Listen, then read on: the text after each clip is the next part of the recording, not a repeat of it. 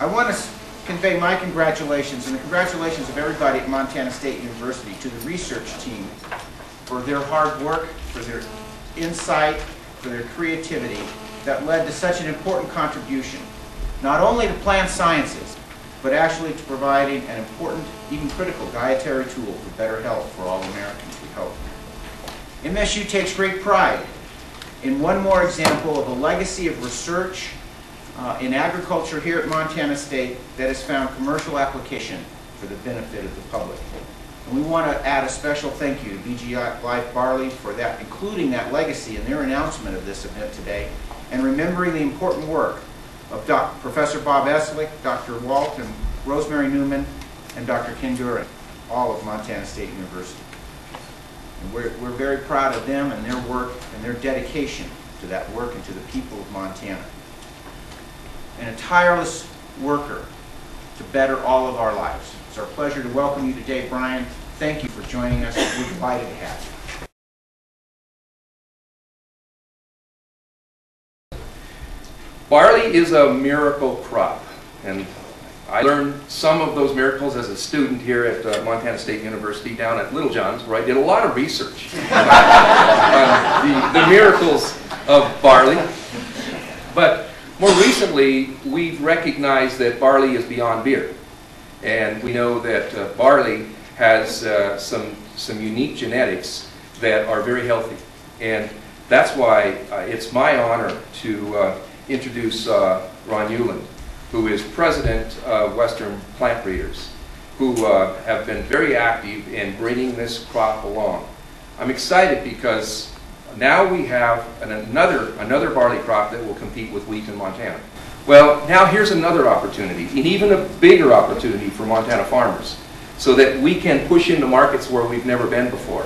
And to have Montana State University working with Western Plant Breeders and the opportunity for Montana to be at the front of delivering a miracle barley crop to the rest of the world, it's a great honor. And so with that, Ron Euland, President of Western Plant Breeders. Diabetes and other health effects. We have 54 million Americans that are pre-diabetic and don't know how to manage it. And we have science here that can help that. So this is just a big deal for the community, for the society, and everything else. These researchers have been developing all along. And the FDA claim on barley for the cholesterol reduction that helps this whole process. Dr. Dale Clark is our director of research. Kevin Hodges is the commercial manager. After Dr. Goff challenged me with that, we came back and we pointed to Kevin to get after it from a commercial standpoint, because the science is here, it's being developed. It's commercialization in the medical field getting exposed. That's where we're at. Dr. Dan Biggerstaff, many years ran Western Plant Breeders here and saw this project through and did a lot of the hard harvest in the early days and fighting it through with many farmers up in the Highland, etc. So he's got his battle scars in this project. And thank God for people like Dan for bringing it to fruition. Diabetics, we got to stop that and prevent it. Okay. A lot more details in the flash drives, the background, the science, etc. We'll take a few questions. Yes? My name is Katie Bark, and I work here at MSU with the Montana Teen Nutrition Program, which works with schools. And I know schools want to buy local, they want to buy Montana products. How can we get, what kind of marketing process is going to happen with, so we can get it to the schools? Commercial manager, Kevin Hodges. Thanks, and great question that have food products that have barley in it. But one of the things, and this is one of the products that you can buy on the web today, Heart Balance cereal. So you can buy that direct through web sales. And as Christine commented, we do have stores in the Midwest that do sell at retail. But as Ron said, we are also getting started into this. So we are looking for companies to partner up with that possibly would want to promote it in certain areas, and we're really at the beginning stages and looking to develop it. So, but as for other food companies getting it out there, through, as Ron mentioned, and through the letters of intent, I would say it's a good 6 to 18 months before you might see it in other more renowned food products that you might be more aware of. But this is a very popular product. Our customer feedback is very, very sound. Very rarely do we have anybody that is not repeat customers.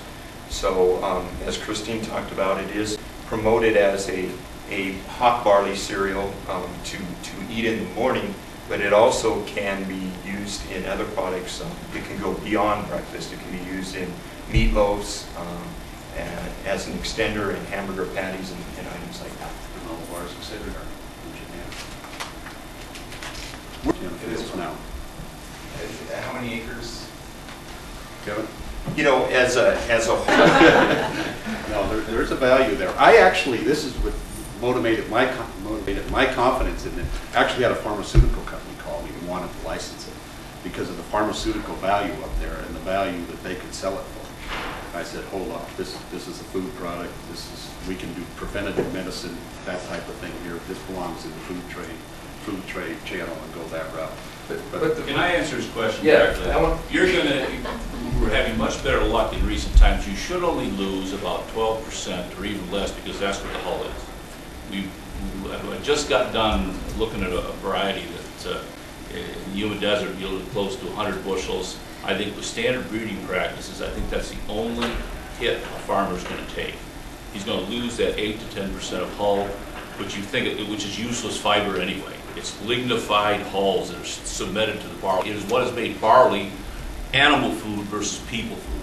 You take that hull off, you lose 8%, no longer animal food, now you've got people food. All you got to do is look at it. It looks like people food. And you pay the premium that goes with that. And the Population has a diabetic issue that needs to be addressed. A number of minority populations need to address this. And if politically and economically we can figure out how to do this, we need to get after those kind of thoughts.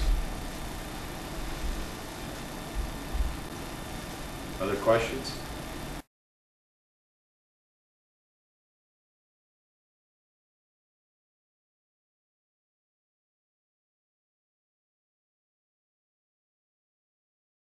All the Army personnel eat barley 3 times a day. It's a 7 parts rice to 3 parts barley mixture. And it's just a common diet. And one of the researchers over there saw that people going into prison that were pre-diabetic or even diabetic, many of those were coming out of prison without any diabetic problems. So he studied what they were doing in prison for diet and exercise, etc.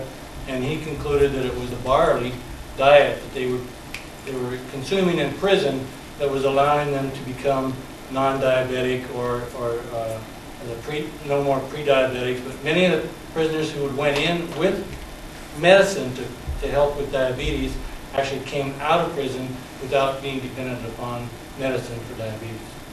And this is an old story. The Latin name for barley is Hordeum vulgare, common gladiator food. It was their main substance, liquid and solid. And when Caesar had a sluggish legion, what did he put them on? A diet of straight barley. And it wasn't just punishment. It was the grain of strong men, strong people. But not to take it